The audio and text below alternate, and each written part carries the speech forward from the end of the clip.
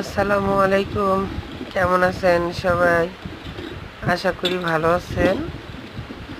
তো আমিও ভালো আছি। আপনাদের মাঝে নিয়ে আসলাম একটা দই বানানোর ভিডিও। তো দই বানাবো। দুধটা আমি আগে অনেক জাল করে নিছি। এখন দুধটা আমি ঠান্ডা বানাইতেছি। দুধটা ঠান্ডা করে তারপরে এই যে পাত্রতে দুধটা আমি ঢেলে দিচ্ছি।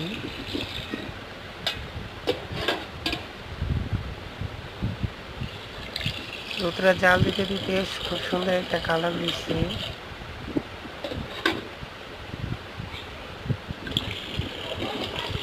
মাশাআল্লাহ। তো কেমন হইতেছে দেখেন।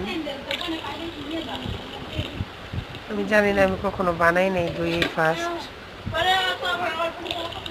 তো আমার চ্যানেলটাকে আপনারা একটু সাবস্ক্রাইব করে দিবেন প্লিজ, আর একটা লাইক দিবেন।